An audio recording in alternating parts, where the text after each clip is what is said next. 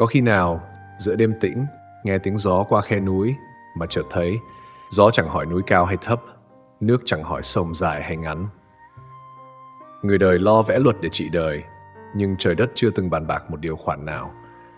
Mùa vẫn nối mùa, lá vẫn rụng khi đến kỳ, trăng vẫn tròn khuyết theo vòng, chưa từng chờ ý muốn của bất kỳ ai.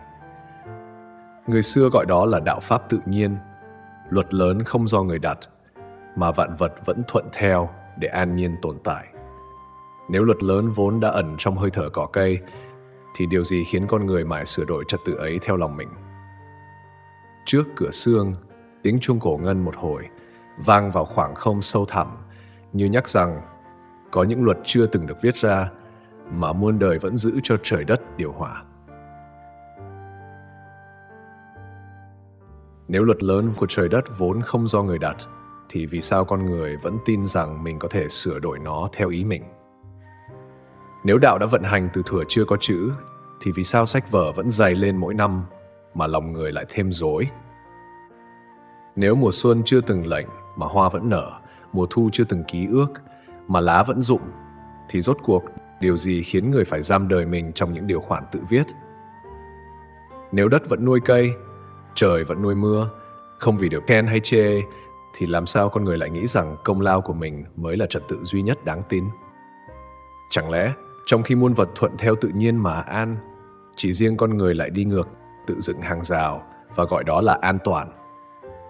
Và nếu đúng là như vậy, thì phải chăng cái gọi là trật tự của con người chỉ là lớp sương mỏng phủ lên đạo, đến lúc nắng lên sẽ tan, còn đạo vẫn lặng lẽ vận hành như từ thuở hồng hoang? Người xưa đã nhìn thấu, đạo không vì người mà sinh, cũng không vì người mà diệt.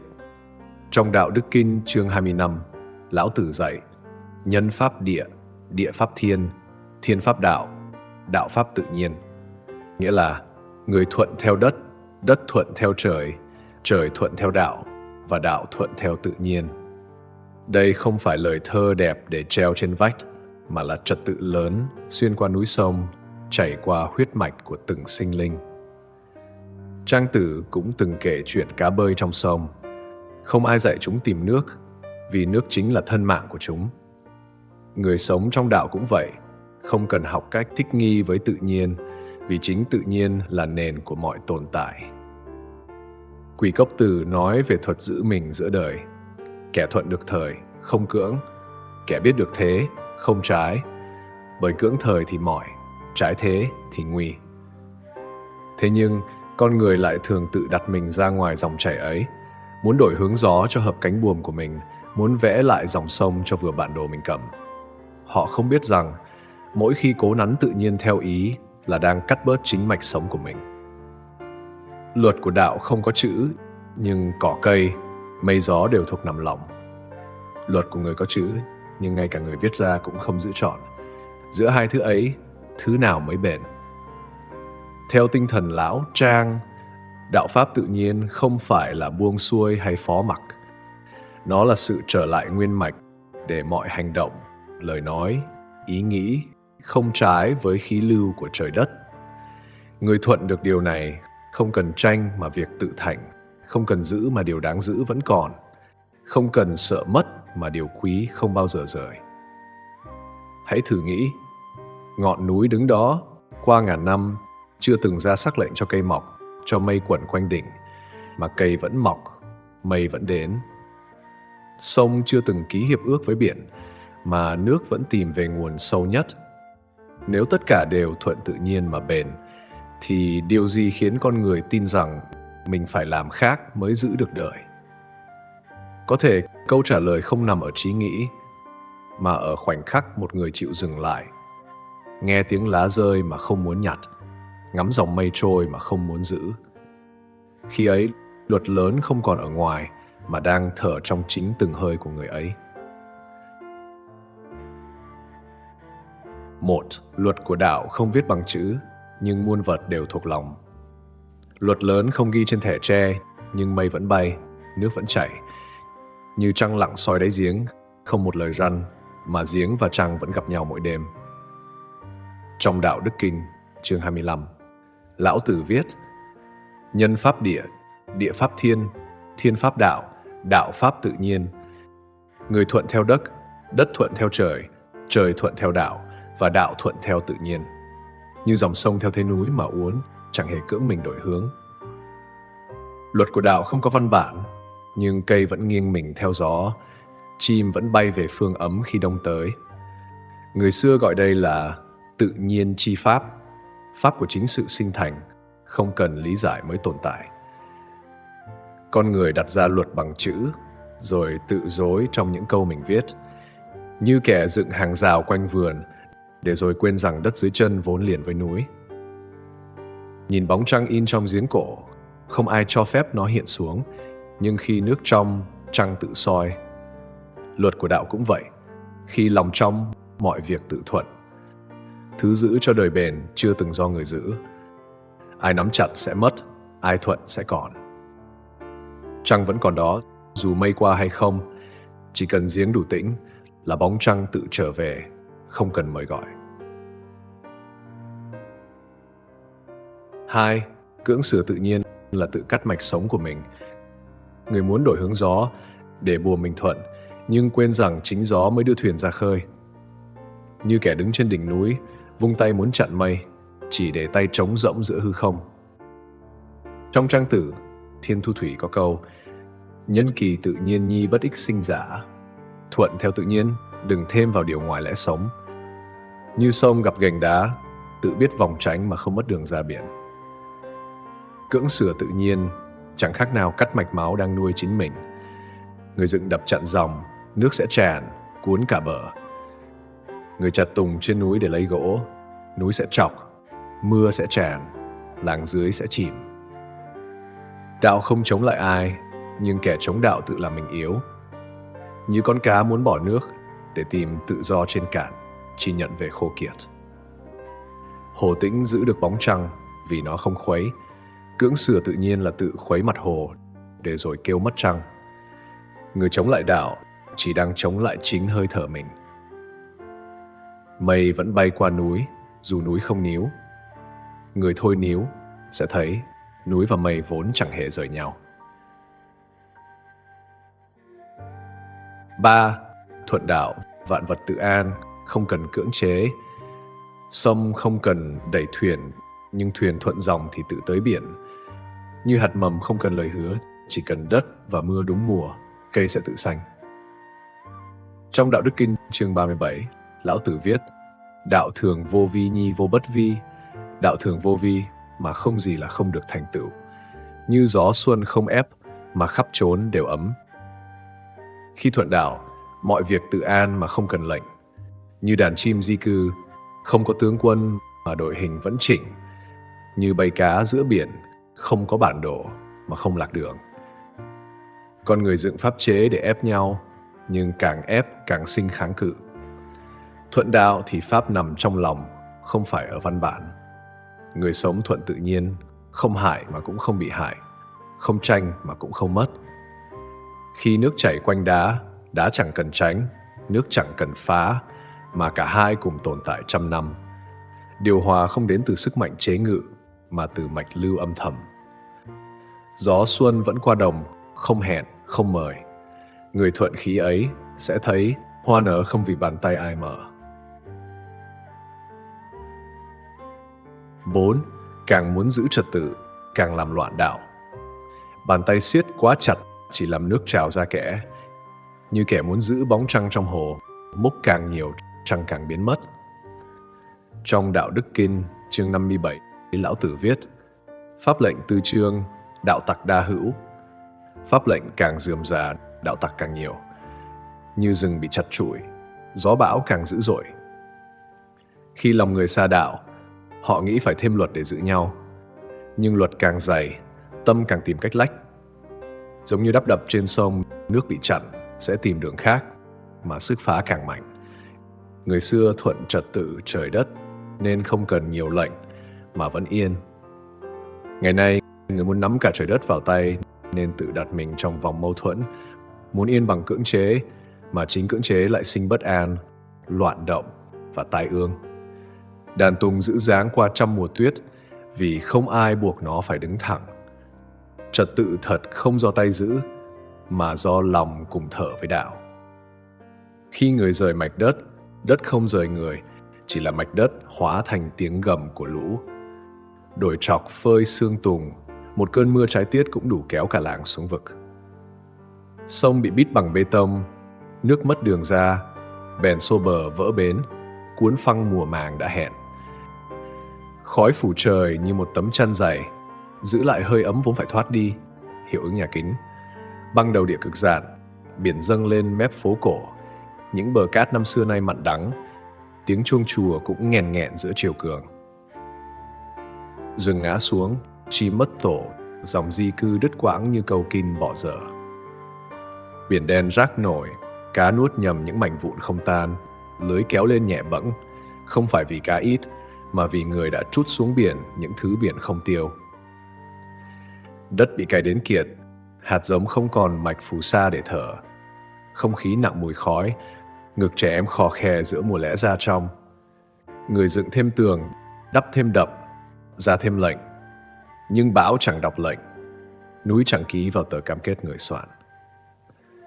Hỏi, khi tự cắt lìa mình khỏi hơi thở của đất, làm sao còn mong yên cùng đất? Khi tự khuấy đục hồ để soi rõ hơn, làm sao còn trách trăng vỡ bóng? Có những hậu quả không chỉ làm đau hôm nay, mà còn xé rách ngày mai. Đứt gãy chuỗi thức ăn, đàn ông thưa dần, mùa trái trễ hẹn. Những bàn tay trẻ nhỏ chìa ra giữa mùa màng thất bát. Sa mạc lấn xuống đồng bằng, đất nứt môi, con sông già gầy đi như một đường gân khô. Người rời làng thành dòng di cư khí hậu, lẫn vào tiếng thở dài của những thành phố đã kiệt quệ. Biển bạc đầu bọt rác, dạn san hô trắng xương như nghĩa địa dưới sóng. Mùa cá cạn, thuyền về sáng bến mà khoang rỗng. Sông ngòi cạn, những tấm bản đồ mới vẽ bằng đường nứt khát trên mặt đất. Mâu thuẫn vì nguồn nước và lương thực bật lửa cho những mùa xung đột tài nguyên kéo dài. Khi ranh giới sinh cư bị phá vỡ, dịch bệnh như bóng người lạ xông qua cửa vừa hé. Sự rối loạn của môi sinh trở thành tâm bệnh trong lòng người. Bạo lực, u uất, rệu rã ý nghĩa sống.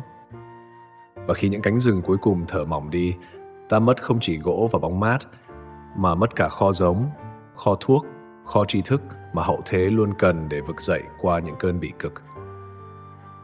Lão Tử đã dạy trong Đạo Đức Kinh, chương 29, muốn lấy thiên hạ mà cưỡng làm, chẳng thể. Thiên hạ là thần khí, chẳng thể làm ắt bại, giữ ắt mất. Nghĩa là tưởng muốn nắm lấy thiên hạ mà làm theo ý mình, ắt không thể. Thiên hạ là thần khí, không thể làm. Hễ làm thì hỏng, giữ thì mất. Theo tinh thần cổ học, thiên hạ, tức trật tự vạn hữu do đạo vận hành, là một khí cụ linh thiêng, không chịu đựng nổi bàn tay cưỡng chế.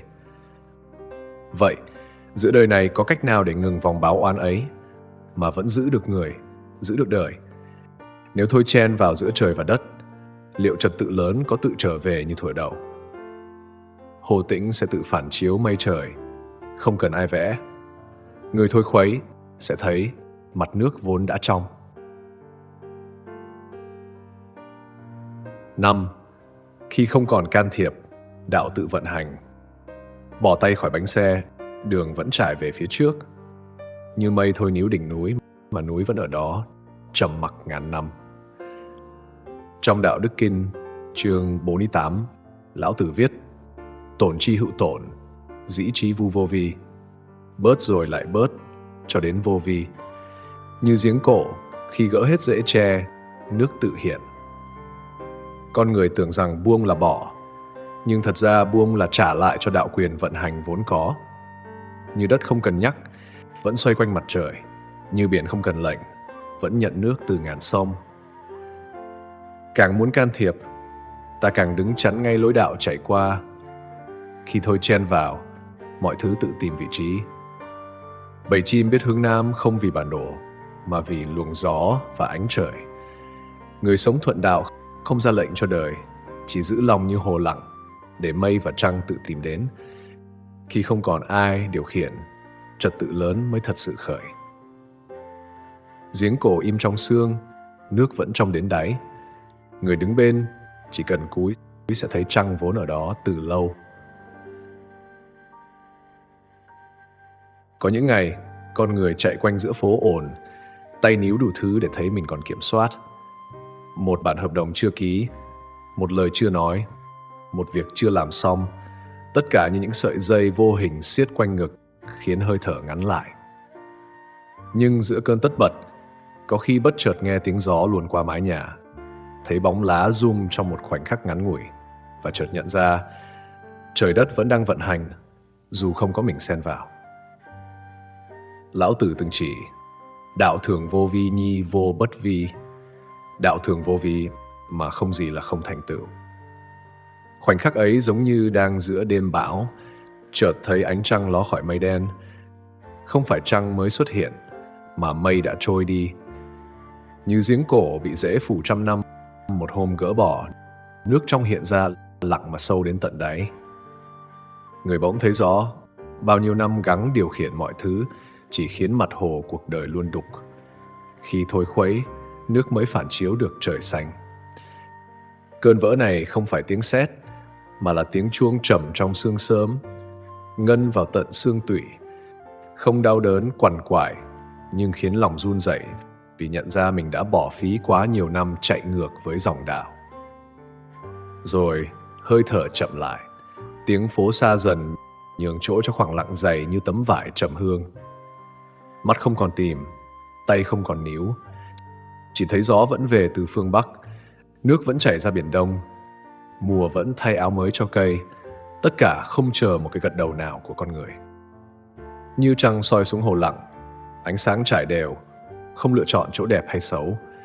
Người đứng bên hồ lần đầu hiểu rằng sự an nhiên lớn nhất không nằm ở chỗ mình điều khiển được bao nhiêu, mà ở chỗ mình có đủ lặng để đạo tự vận hành.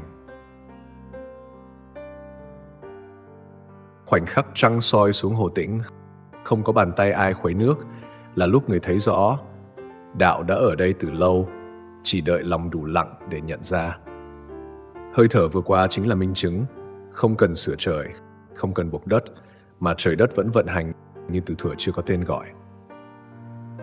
Thuận đạo không phải là bỏ mặc, mà là hành xử sao cho không nghịch dòng. Trong công việc, thay vì kiểm soát từng chi tiết và lo sợ mọi thứ rời khỏi tay, hãy đặt nền tảng vững như đất, để việc tự mọc như cây mùa xuân. Giống như Lão Tử dạy vô vi mà không gì không thành, hãy chuẩn bị đủ, rồi để mọi thứ tìm thế của nó. Trong gia đình, đừng tìm cách ép người thân theo khuôn của mình, bởi cây tùng và cây mai, dù cùng một mảnh vườn, vẫn nở theo tiết riêng. Hãy tạo không gian, thì sự yên ấm tự sinh. Khi một mình, đừng ép lòng phải nghĩ ít hay nhiều. Chỉ cần buông việc điều khiển tâm trí, thì nó sẽ lắng lại như nước thôi gặp gió. Đạo pháp tự nhiên không phải điều nhớ khi rảnh, mà là hơi thở đi cùng từng việc nhỏ. Uống một chén trà, uống mà không thúc ép vị ngon. Bước trên đường, bước mà không cố về sớm hay muộn. Nghe tiếng gió, nghe mà không tìm ý nghĩa.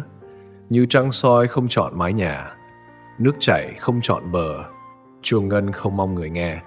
Mọi việc trong đạo diễn ra vì nó vốn như thế, không cần được làm cho thành. Người giữ được tâm ấy sẽ thấy đời không còn là một chuỗi thứ cần chỉnh, mà là dòng chảy đủ đầy. Mình chỉ cần đi trong đó, vừa trọn vừa nhẹ. Vậy, khi đã thấy mình có thể bước trong dòng đời mà không nghịch với dòng đạo, làm sao để giữ được sự lặng ấy, dù bão nổi hay nắng lên? Trăng vẫn soi xuống hồ Tĩnh, như từ thuở chưa có ai đặt tên cho trăng. Giếng cổ vẫn giữ bóng trời, dù bao mùa sương phủ.